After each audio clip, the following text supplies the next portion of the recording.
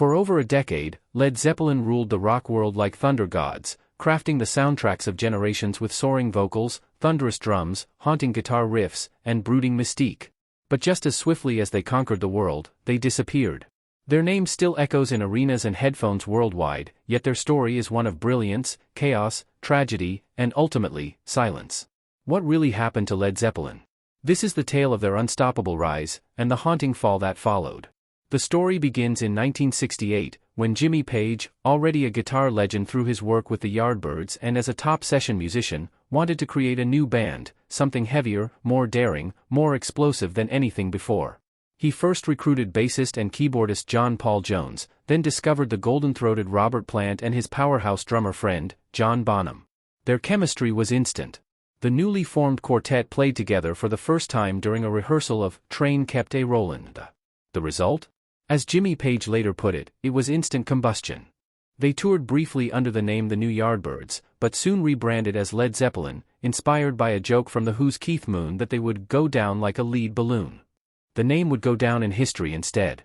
In early 1969, Led Zeppelin released their self-titled debut album. A blend of blues, hard rock, and psychedelic experimentation, Led Zeppelin I stunned audiences and critics alike. Recorded in just 30 hours, it featured now iconic tracks like Dazed and Confused and Good Times Bad Times. The album went gold within months. Their follow-up, Led Zeppelin II, dropped that same year and was even more explosive. Featuring Whole Lotta Love, it cemented their sound, heavier, grittier, and wildly innovative. It shot to #1 in both the US and UK, establishing Led Zeppelin as the loudest, boldest voice of rock's new age. The band's fame grew not just through albums, but through unrelenting, high-octane tours.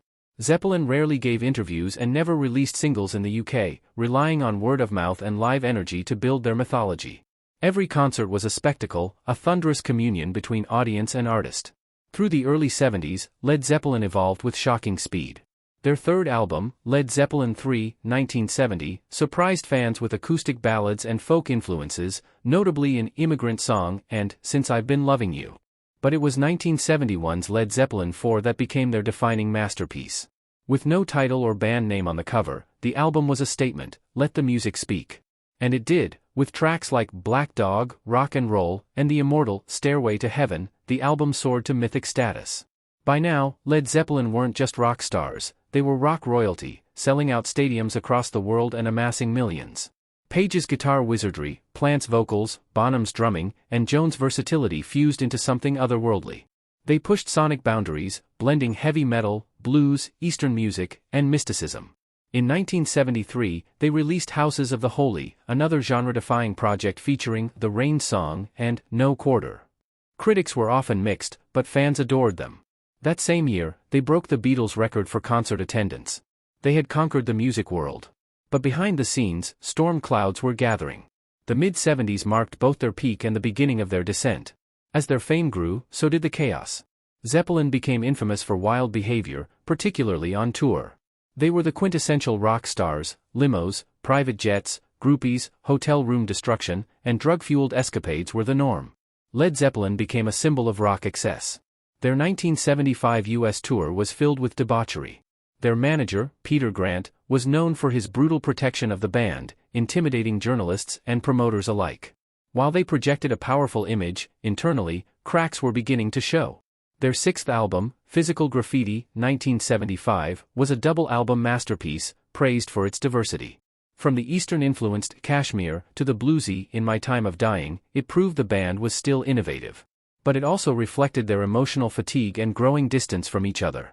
Tragedy struck that same year when Robert Plant and his wife were injured in a car crash in Greece. It put their tour plans on hold and left Plant temporarily unable to walk. The band recorded their next album while Plant was still recovering, marking a subtle shift in energy. By 1976, Led Zeppelin were mythologized like few bands before. But while fans worshipped them, the band was slowly falling apart. The release of Presence in 1976, recorded in just 18 days, lacked the magic of earlier albums. Though it had standout moments like Achilles' Last Stand, it felt rushed and darker in tone.